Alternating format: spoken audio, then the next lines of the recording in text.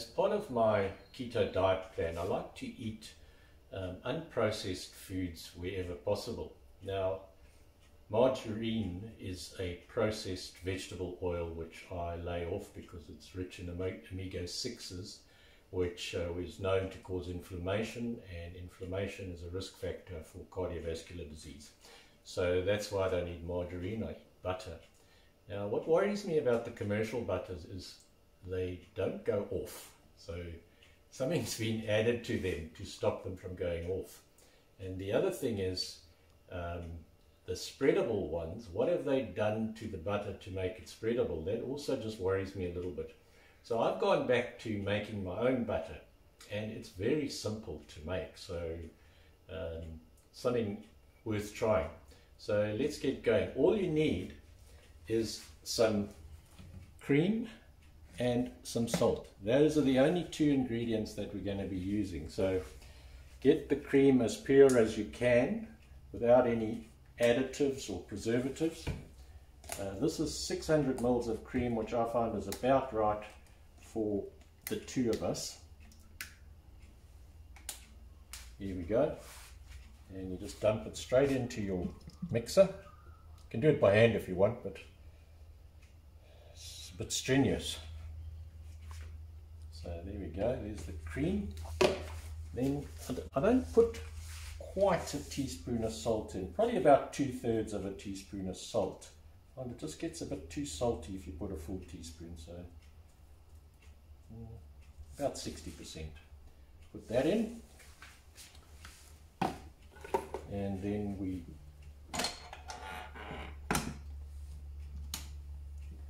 let it go. I do it slowly at first just to get the salt mixed in.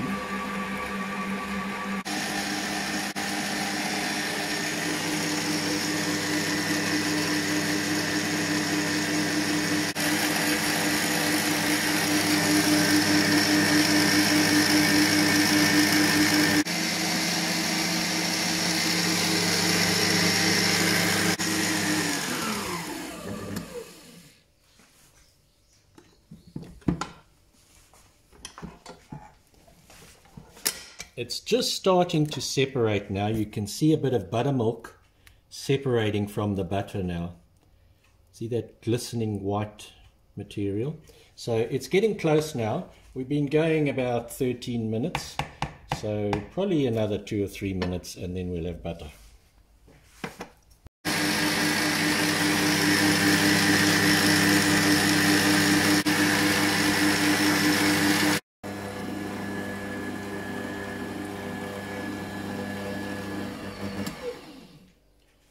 Now I normally slow it down at this stage. You can see the buttermilk separating, the butter's almost formed, just a little bit longer.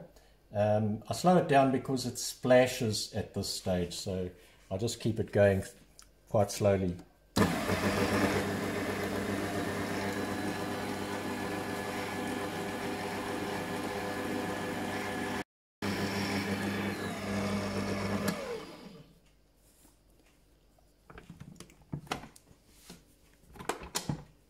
Now you see the butter starting to clump, but I just wanted to go a little bit longer, so what I'm going to do is just empty out the buttermilk that's collected, because it does splash a bit.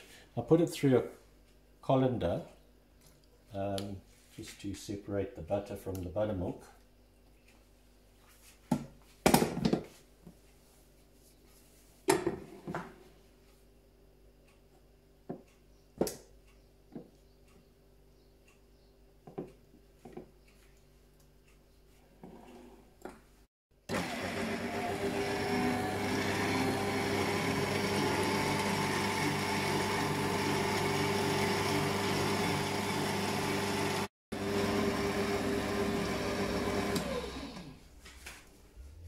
Right, I reckon we've got a success there. So this is a slightly modern spin on the old-fashioned butter churn, but it does the same job. So this is how they used to make butter in the old days, with some sort of mechanical winding handle thing. So we get all the butter off there, and I get it off the sides as well. And my next job is to squeeze out as much of the buttermilk as I can. Now if you put this butter in the fridge, it'll probably be okay for about 3 weeks or so.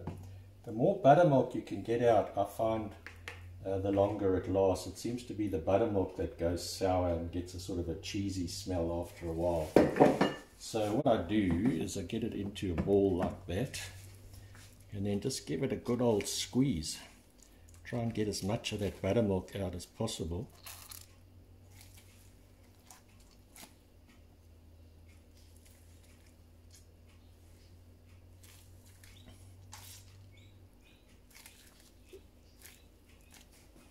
And then I even give it a slight rinse.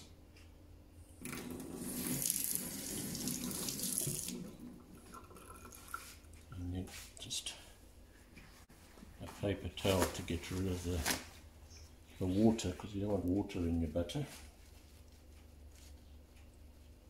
Don't want paper towel in your butter either.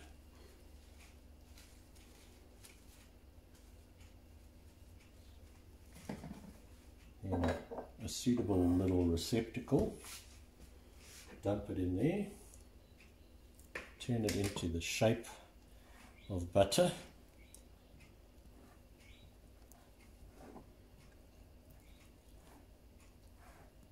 and then obviously keep it refrigerated because it doesn't have any preservatives or anything like that in it. And then the buttermilk, I often just keep it and freeze it, and you can use it in cooking other dishes, so you're getting a double bonus here with the added buttermilk. So I'll put it in there, and then we'll freeze that. Now cost wise, this butter works out a little bit cheaper than commercial butter, but you get the added bonus of the buttermilk. And if you're wondering what to do with the buttermilk, why don't you try these traditional South African buttermilk rusks? They're absolutely delicious.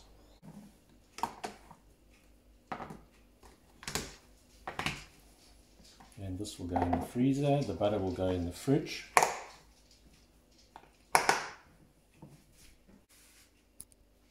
And there we have it, homemade butter. And it's very tasty, I must say. It actually tastes better than the commercial stuff, to me anyway. And let me suggest that you try this butter on this 1-minute microwave keto bread, especially when it's warm and as it comes out the microwave. It's absolutely delicious. Thank you for watching, and if you found this useful, please like and share this video and subscribe to this channel if you haven't already done so. And also, if you want to get notification when a new video comes online, please just click the bell next to the subscribe button. Thank you for watching.